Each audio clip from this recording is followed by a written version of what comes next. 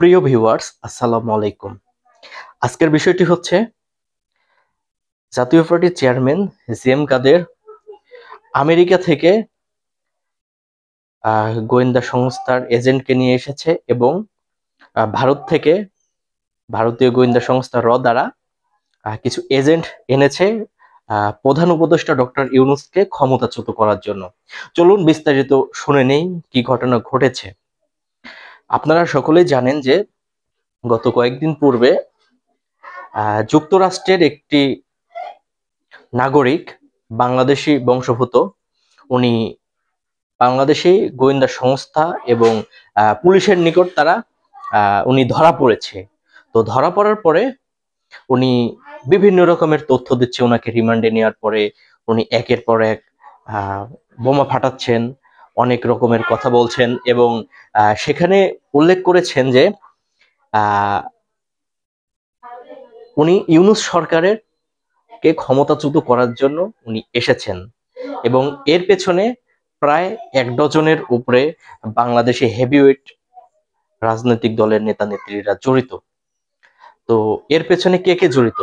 এর পেছনে সর্বপ্রথম এবং ১ নাম্বার অবস্থানে আছে, ১ নাম্বার তালিকায় আছে জাতীয় পার্টির চেয়ারম্যান জিএম কাদের সহ অন্যান্য আরো কিছু রাজনৈতিক দলের নেতৃবৃন্দ।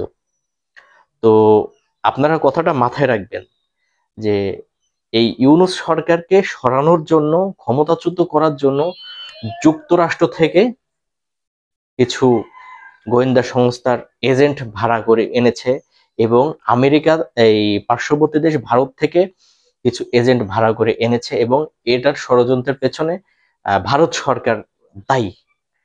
তো এর জন্য জাতীয় পার্টিকে বেছে নিয়েছে।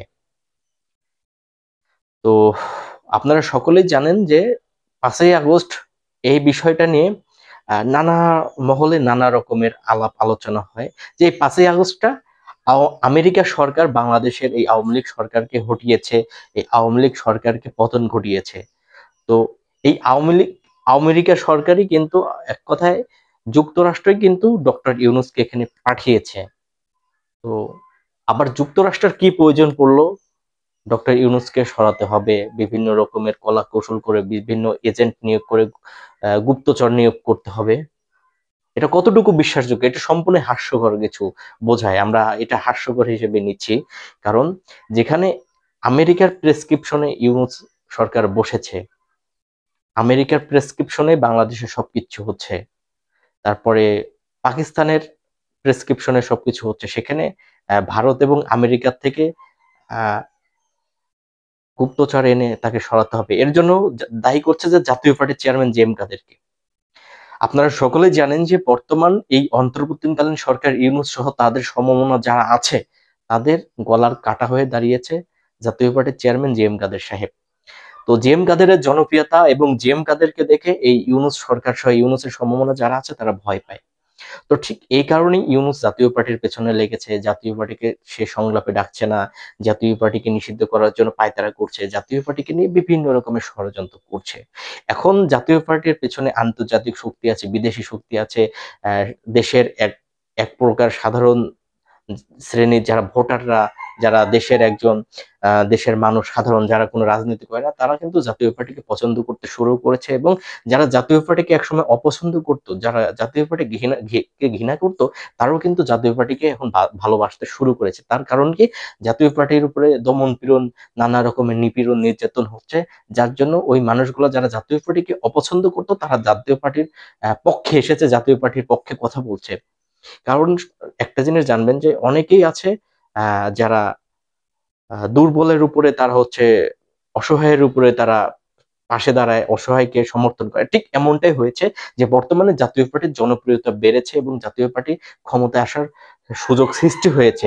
এই জাতীয় পার্টিকে ক্ষমতায় আসাটাকেই ইউনূস সরকারের সমমনা যারা আছে তারা ভয় পাচ্ছে। এর জন্য জাতীয় পার্টিকে বিভিন্ন রকমের রোষানলে ফেলে তারা জাতীয় পার্টিকে আটকাতে চাচ্ছে, জাতীয় পার্টির জনপ্রিয়তাকে তারা ভয় পাচ্ছে, জনপ্রিয়তা বন্ধ করতে চাচ্ছে, জাতীয় পার্টি যেন কোনো রকমের রাজনৈতিক কার্যক্রম না করতে পারে তার জন্য তারা হচ্ছে বিভিন্ন রকমের অপচেষ্টা চালাচ্ছে, যদিও বা তারা সাকসেস হবে না।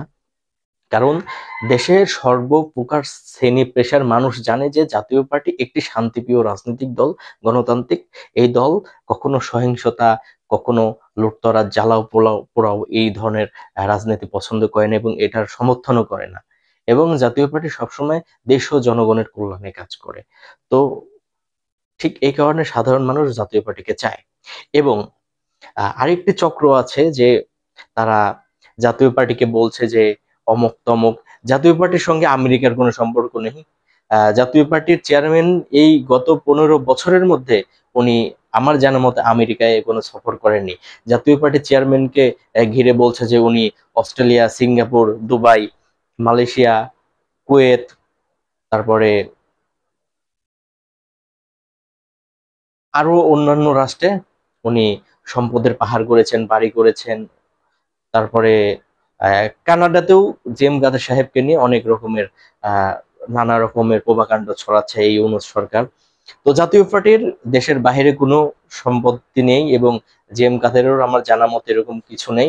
তো এখন বিষয় হচ্ছে যে জাতীয় পার্টিকে তারা ভয় পায়, এর জন্য ওরা নানা রকমের ষড়যন্ত্র করছে। এখন এই একজন গুপ্তচর ধরা পড়েছে, এটা সম্পূর্ণ ইউনূস সরকারের সাজানো নাটক, এর বাইরে কিছুই নয়। উনি যখন যাকে যেভাবে ইচ্ছা তাই করতেছে, কারণ দেশে এখন মব চলতেছে এবং দেশের মব জাস্টিস চলতেছে। ওনারা যখন যেটা বলবে, যা বলবে সেটাই সঠিক, আর বাদ বাকি যে যেখানে যারা আছে তারা মিথ্যা এবং ভুল। বিগত সময় আওয়ামী লীগ সরকারকে দেখেছি যেমন নাটক সাজিয়েছে, ঠিক তার চেয়ে বড়সড় আকারে কয়েকশো গুণ বেশি মিথ্যাচার এই ইউনূস সরকার করছে। এটা হচ্ছে জাতীয় পার্টিকে দাবানোর জন্য একটি ষড়যন্ত্র।